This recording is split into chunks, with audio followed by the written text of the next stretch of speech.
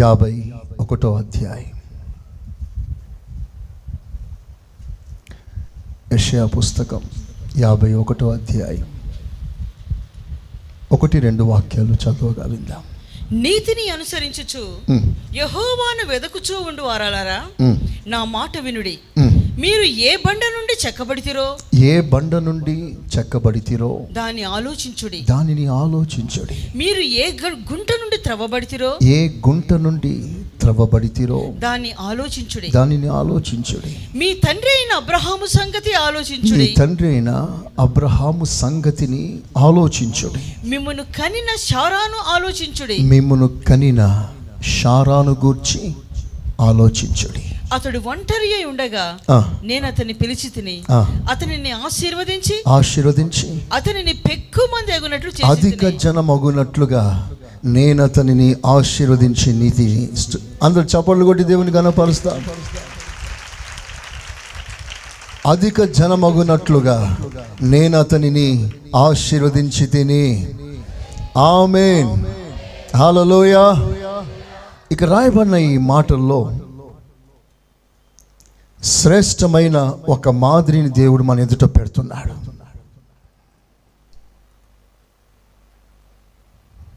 మిమ్మును కనిన అబ్రహామును గూర్చి మీరు ఆలోచించుడి. మీ తండ్రి అయిన అబ్రహామును గూర్చి, మిమ్మల్ని కనిన షారాను గూర్చి మీరు ఆలోచించుడి.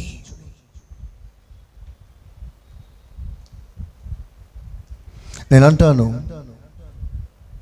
ఈ వాగ్దానం, ఈ మాట వాస్తవానికి ఇశ్రాయేలుకు సంబంధించింది. ఇశ్రాయేలును దేవుడు హెచ్చరిక చేస్తున్నాడు. మీ పితరుడైన అబ్రహామును గూర్చి ఆలోచించండి, ఆ మాదిరిని అనుసరించండి. అంటే అబ్రహాం పిలువబడిన పిలుపు, అబ్రహాం దేవుని ఎదుట తాను జీవించిన జీవితం, అబ్రహాం యొక్క సమర్పణ, అబ్రహాం ఏ విధంగా వేరు చేయబడ్డాడో, ఏ విధంగా ప్రభువుని హత్తుకొని ఉన్నాడో, ఏ విధంగా దీవించబడ్డాడో, ఏ విధంగా దేవునికి స్నేహితుడిగా ఉన్నాడో, ఏ విధంగా ప్రజలకు మాదిరిగా ఉన్నాడో, అవన్నీ కూడా ఒక మాదిరిగా చూడండి అని ప్రభు ఇశ్రాయేలుని హెచ్చరిస్తున్నాడు.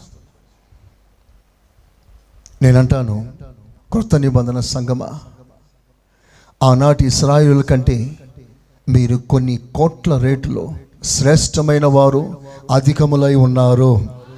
చప్పట్లు కొట్టి దేవుని కనపరచండి. ఎందుకు అంటే ఆనాటి ప్రజలు ఏ బండ నుండి చెక్కబడ్డారో, ఏ గుంట నుండి తీయబడ్డారో, ఆ బండ, ఆ గుంట అబ్రహాముకు సాదృశ్యంగా చెప్పి మాట్లాడుతున్నాడు.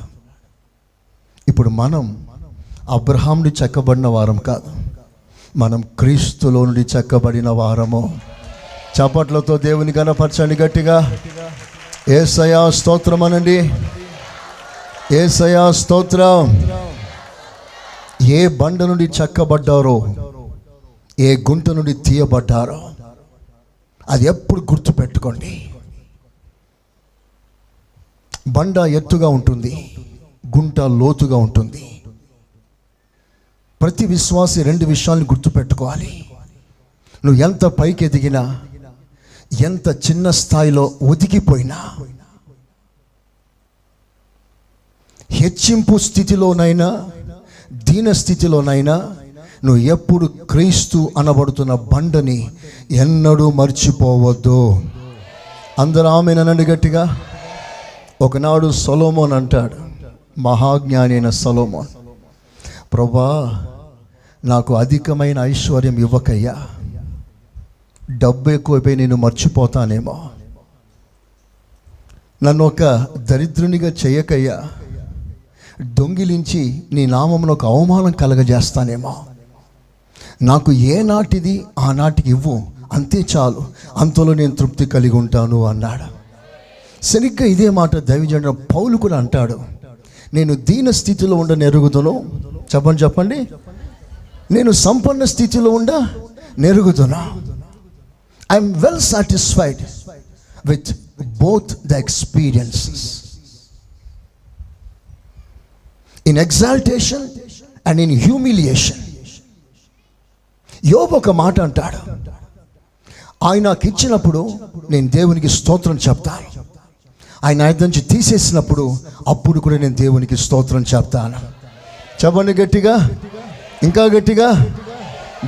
మీకు సంపద పెరిగినప్పుడు మీ ఆత్మీయత నిలకడగా ఉండాలి.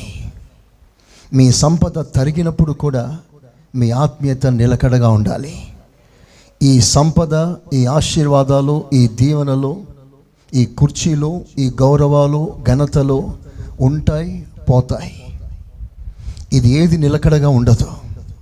అవి ఉన్నా లేకున్నా నీ భక్తి ఎప్పుడు నిలకడగా ఉండాలి. చేతులెత్తి స్తోత్రం చెప్పండి. హల్లెలూయా, హల్లెలూయా. ఏ స్థితిలోనైనా సరే ప్రభుని మాత్రం మరవక ఆయన హత్తుకొని ఆయన వెంటంటూ ఉంటూ ఆయన వెంబడించాలని నా ప్రభు ఆశిస్తున్నాడు.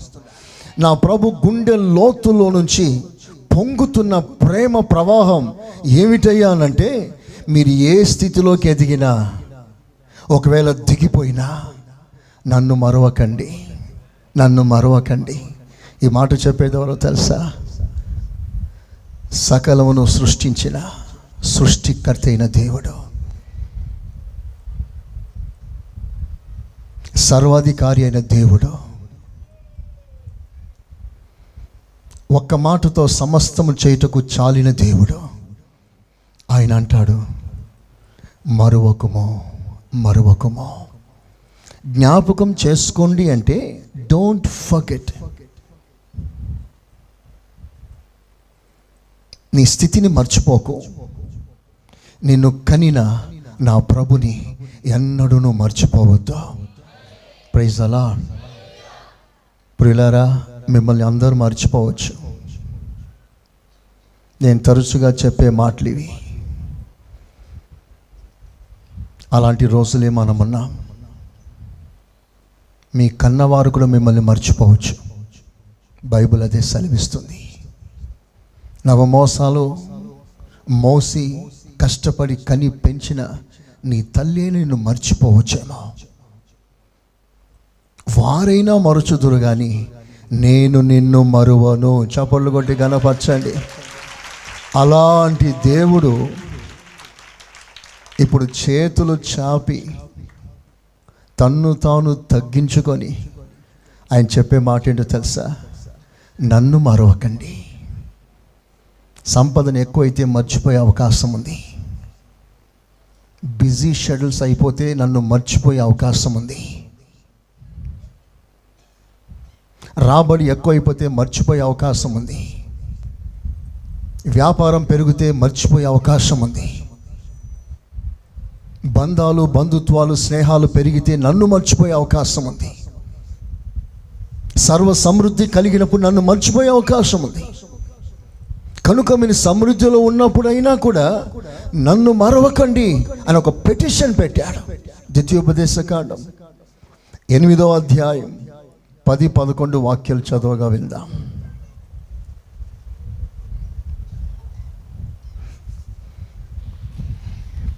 నీవు తిని తృప్తి పొంది అంటే తృప్తికరమైన స్థితిలో ఉన్నప్పుడు నీ దేవుడైన యెహోవా నీకిచ్చిన మంచి దేశమును బట్టి ఆయనను స్తుతింపవలెను. మంచి దేశంలో నువ్వు ప్రవేశించిన తర్వాత అక్కడ నువ్వు దేవుని స్తుతించాలి.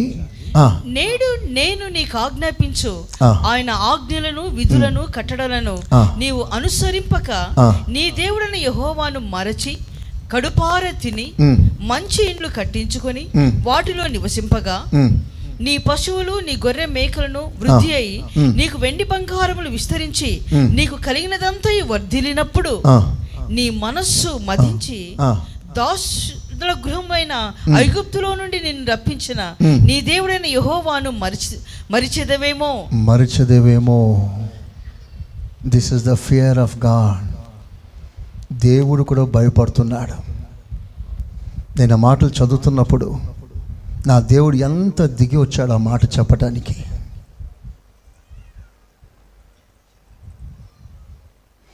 ఎవరైనా పెద్ద రాజు, చక్రవర్తి వచ్చి సామాన్యుని దగ్గరికి వెళ్ళి బాబు నన్ను మర్చిపోకయ్యా అని చెప్తే ఎలా ఉంటుంది అసలు? మనం ఆయన మర్చిపోతేనేంటి, జ్ఞాపకం పెట్టుకుంటే ఏంటి, వచ్చేదేంటి ఆయనకి? ఆఫ్టర్ ఆల్ మనం ఎంత ఆయన సన్నిధిలో ఏ విషయంలో కూడా యోగ్యత లేని మన పట్ల ఆయన చేతులు చాపి విన్నపిస్తున్నాడు, అర్జిస్తున్నాడు, మనవి చేస్తున్నాడు. అయ్యలారా, అమ్మలారా, మీ సంపదన కలిమి పెరిగిన, మీకు దీన స్థితిలో ఉన్న నన్ను మర్చిపోకండి. యేసయ్యకి స్తోత్రం చెప్పండి గట్టిగా, చెప్పండి గట్టిగా. ఈ మాటలు నేను ధ్యానం చేస్తూ ఉన్నాను, నా కంట్లోంచి నీళ్ళు కారుతూ ఉంది. దుఃఖాన్ని అణుచుకోలేకపోయాను. ఏ జనం వైపు చూసి నన్ను మరవకండి అంటున్నాడో తెలుసా? ఆ జనం ఎలాంటి వారు? ఎన్ని మార్లు దేవుని దుఃఖపరిచారు, ఎన్ని మార్లు దేవుని తిరగబడ్డారు, దేవునికి వ్యతిరేకంగా తిరగబడ్డారు, ఎన్ని మార్లు దేవుని వదిలి విగ్రహాల వైపు పోయారు. వారి కళ్ళ ముందు అద్భుతాలు, సూచక్రియలు చూసి అనుభవించి కొన్ని క్షణాల్లోనే తొలగిపోయారు. ద్రోహులు వాళ్ళు, దేవుని బాధ పెట్టారు, దుఃఖ పెట్టారు, మంచివాళ్ళు కాదు. అలాంటి వారి వైపు చేతులు చాపి అంటాడు, పిల్లలారా నన్ను మరవకండి. మనలో చాలామంది ఆ మాట అంటుంటాము, బ్రదర్ నన్ను మర్చిపోతారా అంటుంటారు. కొంతసారి సంఘ బిడ్డలు ట్రాన్స్ఫర్ అయ్యి వెళ్ళిపోతున్నప్పుడు పాస్టర్ గారు నన్ను మర్చిపోతారా అంటారు. మానవ నైజం, మేమెందుకు మర్చిపోతాము అంటా. నేను అప్పుడు సేవ తిరుగుతూ ఉంటాం, మర్చిపోతాం. కానీ ఆ దేవుడు అంటాడు, దయచేసి ప్లీజ్ నన్ను మాత్రం మరవకండి. ఆ మాటలో ఉన్న ఆ ప్రేమ ఎంత అద్భుతంగా ఉందో ఒక్కసారి తలంచి 2 చేతులు పైకెత్తి బిగ్గరగా స్తోత్రం చెప్పండి.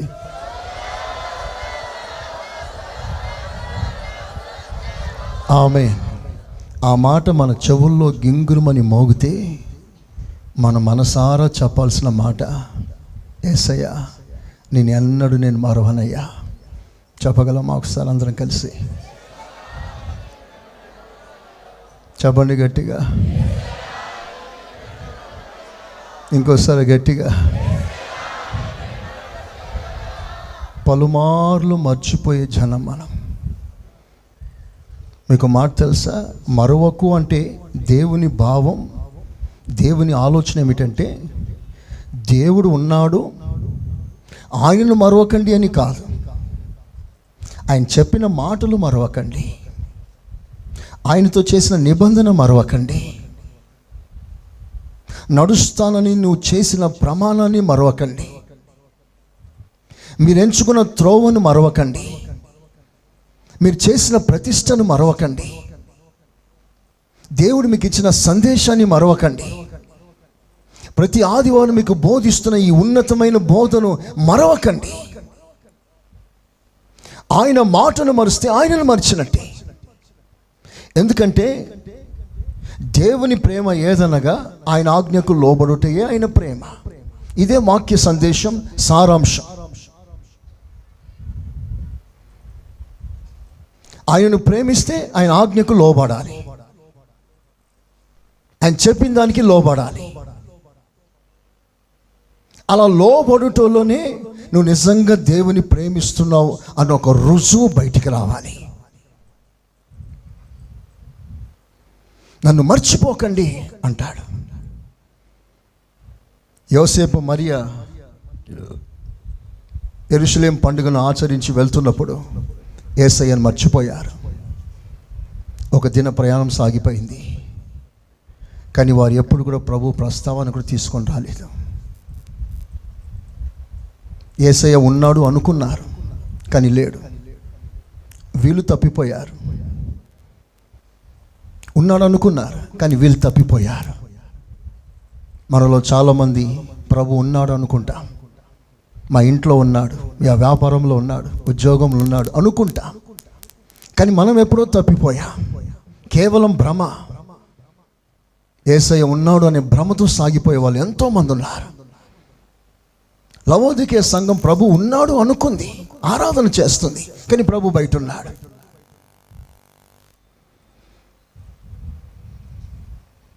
ప్రియులారా, ఈ రోజున ప్రభు మనకిస్తున్న ఒక శ్రేష్టమైన మాట ఏమిటంటే, ఆయన గుండె లోతులో నుంచి జారు వాలిన ఆయన ప్రేమ గీతం, ప్రేమ స్వరం ఏమిటయ్యానంటే, నన్ను ఎప్పుడు మీరు గుర్తు పెట్టుకోవాలి, నన్ను ఎప్పుడు మీరు గుర్తు పట్టుకొని ఉండాలి. నెవర్ ఫర్గెట్ మీ, నన్ను ఎప్పుడు మర్చిపోకండి.